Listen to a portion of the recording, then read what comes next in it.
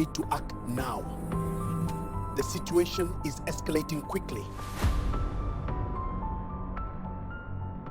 3 jours seulement après l'élection présidentielle en Guinée-Bissau, le pays a basculé dans une crise politique majeure.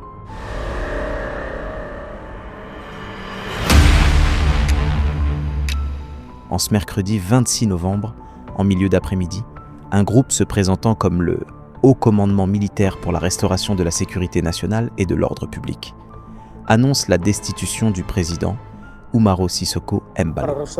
Le Haut Commandement militaire chargé du maintien de l'ordre et de la sécurité nationale réagit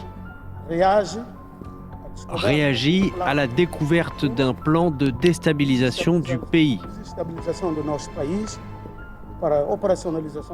Un plan opérationnel qui a été élaboré par un homme politique national avec la participation d'un baron de la drogue notoire. Dans un communiqué lu depuis le siège de l'état-major, le brigadier général Denis Nkana déclare que l'armée prend désormais le contrôle total du pays, suspend le processus électoral, ferme toutes les frontières et impose un couvre-feu.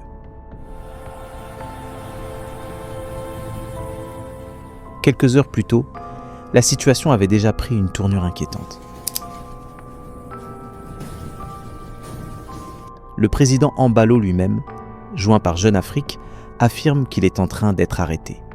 Selon son récit, des hommes en uniforme ont fait irruption dans son bureau aux alentours de midi.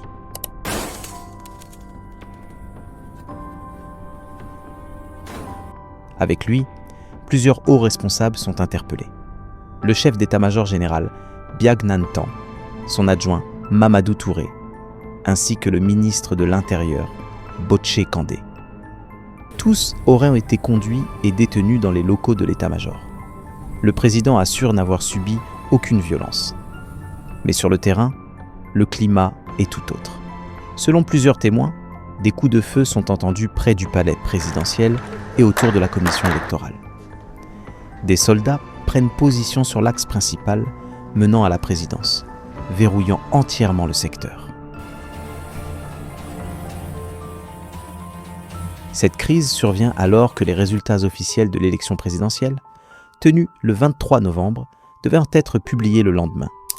Embalo affirme avoir remporté le scrutin avec 65% des voix, alors que son principal adversaire, l'outsider Fernando Dias da Costa, revendique lui aussi la victoire. Dans ce climat électrique, chaque camp s'accuse mutuellement de manipulation. La situation était d'autant plus complexe que le principal opposant, Domingos Simoe Pereira, n'a pas pu se présenter au vote. Son parti, le PAIGC,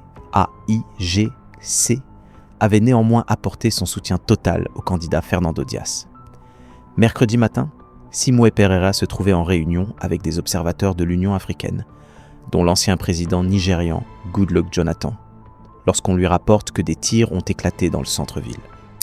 Il affirme ensuite avoir été informé que des militaires auraient tenté de forcer le président de la commission électorale à proclamer une victoire d'Embalo, alors que, selon lui, Fernando Dias aurait remporté le scrutin dès le premier tour. Ça n'étonne personne parce que c'est un pays qui est habitué à des coups d'État. Il y a eu déjà 4-5 coups d'État depuis leur indépendance dans les années 70. Donc c'est un pays qui a été toujours instable, où il y a des rivalités entre la plupart ils se connaissent, c'est des généraux qui sont là, qui sont au pouvoir. Et vous savez que la Guinée-Bissau est en quelque sorte c'est un carrefour de drogue, de trafic de cocaïne. Peu après cette réunion, lui et Fernando Dias sont arrêtés à leur tour et conduits vers la base aérienne, selon une source proche des deux hommes. Le 26 novembre restera comme une journée de bascule. Un pays en attente de résultats électoraux, des dirigeants arrêtés, un processus suspendu et une armée qui s'empare du pouvoir, plongeant la Guinée-Bissau dans une incertitude totale.